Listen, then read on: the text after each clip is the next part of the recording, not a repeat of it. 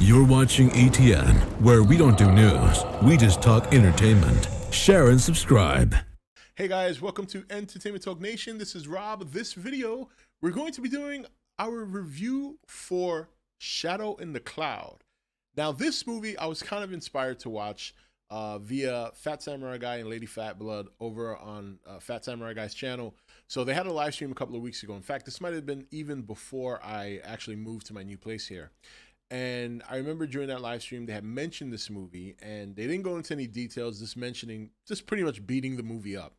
And they have a review on their channel. Now, I haven't watched it yet. I've been purposely avoiding that review because when they talked about this movie, I was like, I was kind of intrigued. And I've never really seen them beat up a movie before. And I said to myself, wow, is it really that bad? Because they're pretty forgiving on movies as long as they find some entertainment out of it, some kind of value.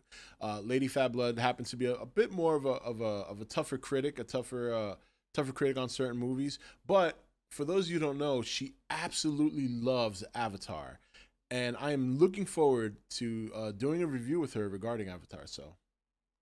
So anyway, I decided I'm gonna check this movie out. It stars Chloe Grace Moretz. I'm a big fan of her ever since I saw her in Kick-Ass when she was just a little kid. And she got a lot of praise and a lot of flack for that movie because obviously she's in the movie, she's doing a lot of violent things, she's cursing a lot, and she's like 12 years old. And ever since then, I would say her movie decisions haven't been great. I think she's a talented actress, but she hasn't made the best decisions when it comes to some of the movies she's done. So I wanted to check this out because the concept seemed interesting. It's starring a young lady who I like her skills as an actress. So I said, all right, I'm going to check this out. It can't really be as bad as they're saying, right? So the movie involves a young lady who is basically in the military, and she's boarding like a B-52 bomber or a B-5 bomber or something. And the plane is primarily set to deliver messages. It's not really armed, or it's not going on a mission of any sort. It's got armaments and things like that, but again, it's just kind of like a delivery plane. So anyway, she boards this plane and she has with her a package that is 100% classified. She is basically given the mission to deliver this package and do not share its contents with anyone, including those on the plane. So she gets on this plane, and basically, it's a basic misogynistic fest. In fact, to be fair, the first 25 minutes are very, very interesting, setting aside the fact that they're portraying all these men on the plane as just complete douchebags. And I get it. I know back in the olden days, there used to be a lot of guys who talk like they talk in this movie, but they kind of really overdo it. It's like they're just really trying to hammer home that men are shit. It's a little woke-topian, if you will. So I would say, and the whole idea is that there is something that is out there, that is kind of screwing with things and starts kind of bringing some sort of conflict between her and the other airmen on the plane. And this conflict, she's basically reporting what she's seeing. Basically, they put her in like the gun. There's like a gun dome on the bottom of the ship. They kind of lock her in there. But at the same time, she gives the package to one of them. Now, not in my opinion, doesn't make any sense considering that she's supposed to keep it classified, but at least she chose someone she could trust. The person doesn't open the contents, doesn't know what's in it. He kind of keeps her mission intact in that respect. So I would say after the 25-minute mark is when things start getting a little bit ridiculous. There is a thing, and I don't know if I should even spoil this movie or not, because, well, you know what? I'm going to go ahead and spoil it, because chances are after I'm done with this, you're not going to want to see it. And I would probably recommend that you don't. It is not a good movie at all. In fact, it's rather ridiculous, and this movie is very much bait and switch. So she starts seeing a monster underneath the plane. She's trying to report it. They're not buying it. They're thinking she's crazy, all the while still talking about things like humping her mouth and her boobs and just any kind of sexual act you could possibly think of. They are discussing directly with her and doing to her. And it this really gets grating after a while. It's like, okay, we get it. They're dudes in the Air Force. They're horny, I guess, whatever. So she starts dealing with this monster out there, and little by little, all the while, not only dealing with the monster, but there are Japanese planes that are caught them on radar and kind of tailing them and watching them. And they have a one scene where she actually attacks one, and only by attacking the plane and shooting it down do they finally believe that she's seeing stuff out there. Not necessarily a monster, but like the Japanese fighter jets that are kind of pursuing them throughout this trip. So as the movie goes along, it gets more and more ridiculous. And really, the big thing here was, in the very beginning, I was intrigued of the idea of the package, because I'm thinking to myself, all right, well, this has to link to the monster. Maybe this monster is attracted to something that's in there. Maybe the government knows about these monsters, or this particular monster, if there's more than one, because there's really only one that you see, but you can at least at some point assume that there's more than one, and you're kind of relating it to the package.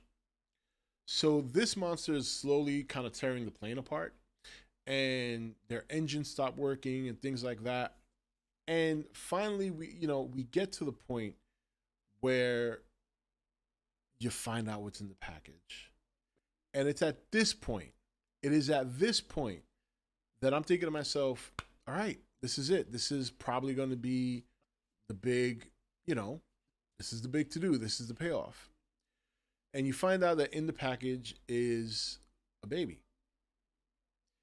This completely just rips apart the idea that this movie's anything remotely about the monster. It's not.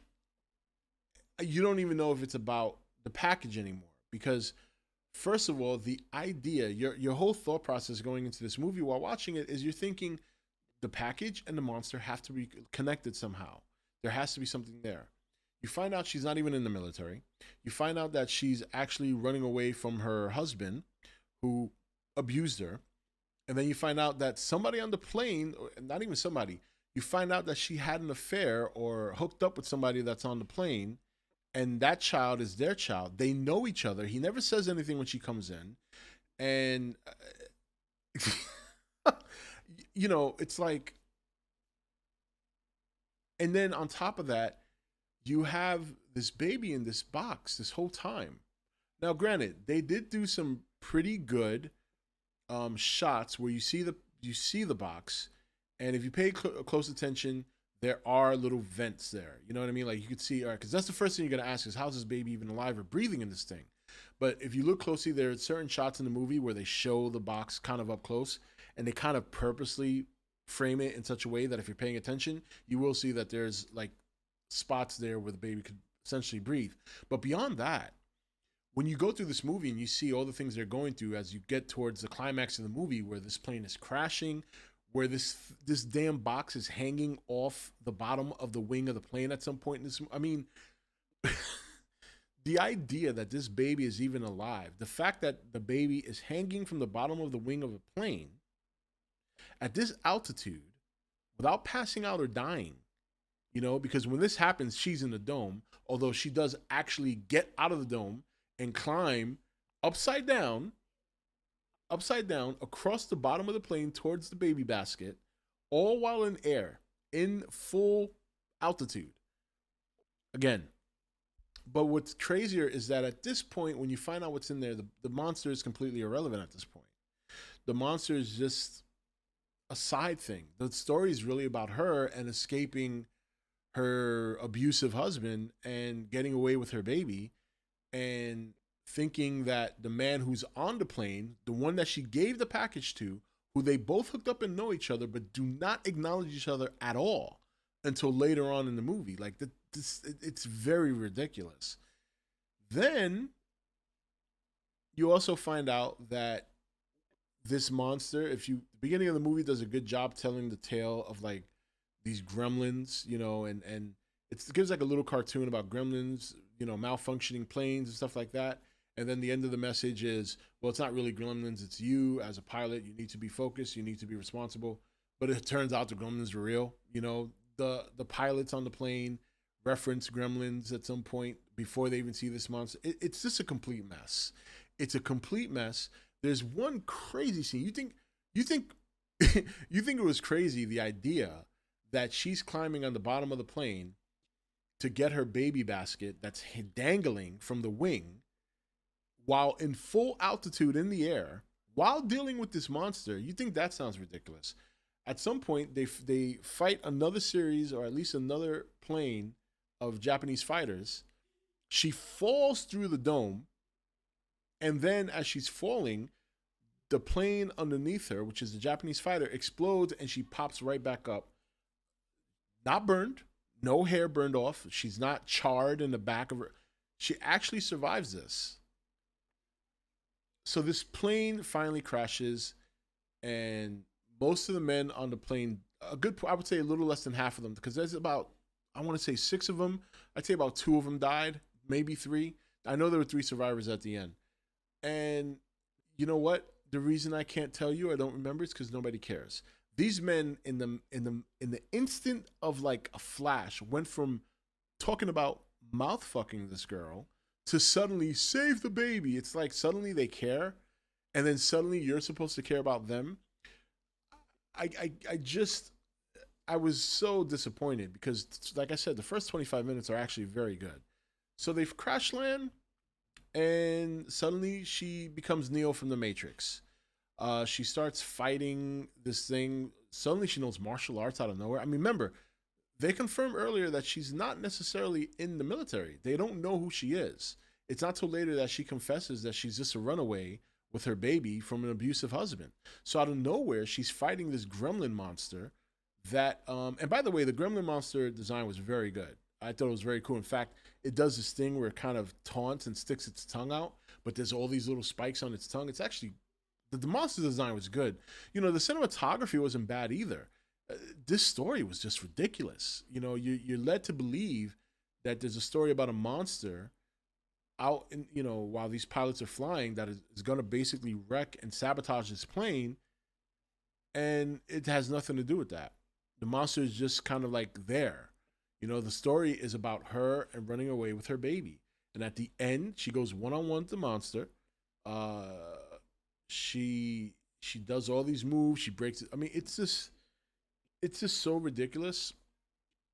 And then at the very end, she goes, she gets her baby, she takes it out of the basket, and she starts breastfeeding it. You know, all this time on a plane. And by the way, there's other scenes where this basket is dangling around. This baby should have had a concussion, or just her brain should have exploded. And she's feeding the baby. And look, I mean, this thing was, I mean, babies, look, I have 2 kids, okay? Babies need to eat like every other hour, you know? The whole movie goes by, this kid was not fed. This kid was in a basket. Didn't make a peep. Didn't cry. It was really, really a bad movie. And the idea that I've spent almost 15 minutes even telling you how bad it was is remarkable. Now, I have not seen Fat Samurai Guy and Lady Fat Blood's review yet. So now that I'm done doing this review, I want to go check it out, because I want to see kind of how our reviews, how they coincide. But this movie is very bad. It's very bad. I wouldn't waste my time. Fortunately, I was able to see it for free, so that's a little bit of a, you know, compensation. But yeah, Shadow in the Clouds is anything but about what it appears to be. The concept is ridiculous. It's a very woke-topian movie. If you're woke, then you'll probably like it. If you're red-pilled, you're just gonna probably laugh. You know, it's basically puts men in a very shitty light. It puts one obviously.